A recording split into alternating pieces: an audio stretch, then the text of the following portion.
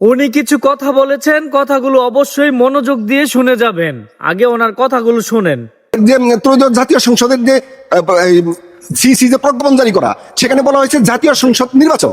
সেই জাতীয় সংসদ নির্বাচনের জন্য এই নির্বাচন দেওয়া হয়েছে। সেখানে তো ওই কারো পোস্টারে কি দেখছেন যে জাতীয় সংসদ নির্বাচন এমপি অর্থাৎ এমপি প্রার্থী ও সংস্কার কমিটির যে এই কথা তো লেখা ছিল না।